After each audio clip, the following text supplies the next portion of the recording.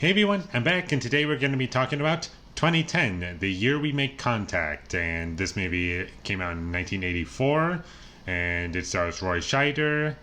And I've never seen this movie before, and for those who don't know, it's a sequel to 2001: A Space Odyssey. And this movie came out 16 years after the first movie did, which was 68. This is 84, and I did not enjoy this movie very much, unfortunately. And it just felt like everything that made 2001 work was just not in this movie. And there isn't really anything that I liked all that much about it. Like some set design kind of looked cool, or a couple tiny things that I kind of enjoyed. And Roy Scheider, I thought he was okay in the movie. Like, I didn't hate him in the movie. And the cast isn't, like, the worst part of the movie. But it's just the script that they have to work with. And one of the biggest things about this movie is that the visual effects don't really hold up anymore. And that's insane to me, because 2001: A Space Odyssey still holds up to this day. Like, it doesn't really feel dated. And, of course, there's, like, a couple moments that you could point out as like, that doesn't look the best, but for the most part, like the difference between 2001 and 2010, like as far as visual effects are, like as far as like special effects are concerned, like the difference between 2001 and 2010 is like night and day.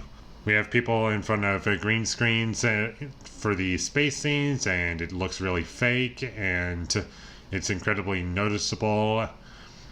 And there are lots of moments that are like just really stupid, and there's no subtlety to the film, and it just ruins the mystery that the first film had, and it just flat out explains everything.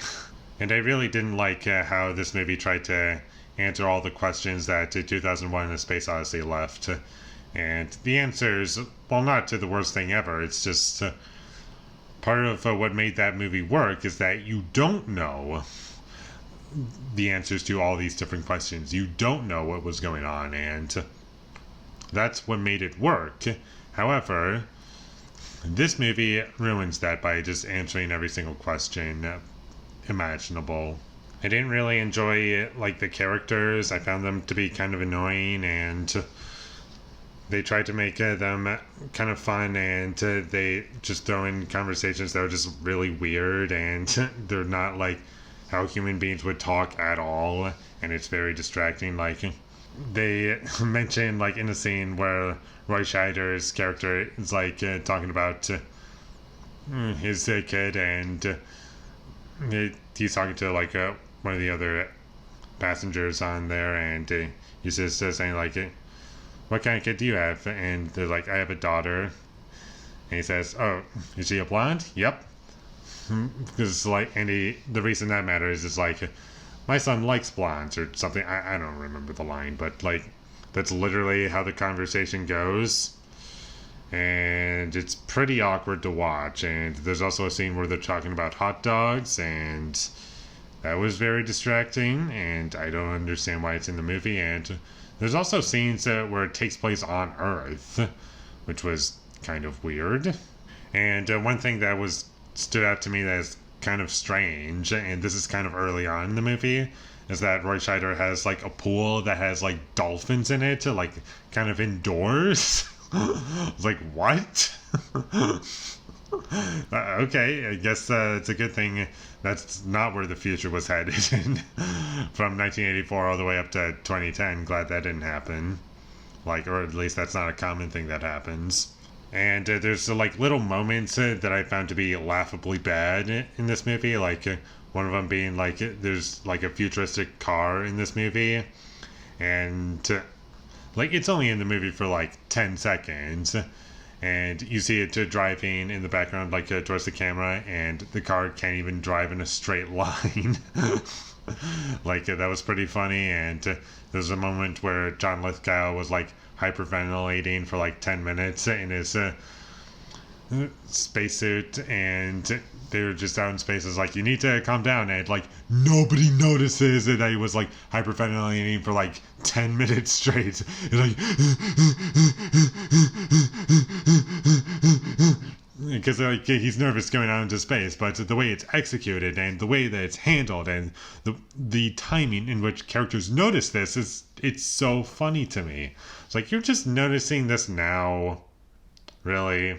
There was also some unnecessary subplots in this movie that did not need to be there at all, and apparently in this universe the Cold War is still going on, and yeah, that could have been taken out. And this movie's shorter than 2001, and it doesn't really feel shorter, I'll tell you that much.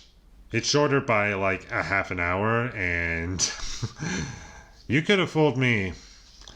This movie was really slow and very boring because it had like nothing to offer me, and it's mostly just like the space scenes, and like when characters move around in space, like they don't actually look like they're in space, and it's very clearly like they're just being held by wires. And in like 2001 it was done much better. And there's also sound in space in this movie, which is kind of weird. And in the first movie, from memory, there was like no sound in space, which I thought was really cool. But in this movie and a lot of science fiction movies that take place in space, there's sound in space. Like Star Wars, for instance, like there's plenty of sound in space when like in reality it would just be quiet. But I can forgive it in movies like that, because if you take out the sound in space, then you kind of remove all the fun. So I understand it for movies like that. But in here, I don't really feel as though it benefited with sound in space. Like, I really didn't. And there's also a bunch of stuff in the third act of this movie that just doesn't make any sense or is completely unsatisfying for me.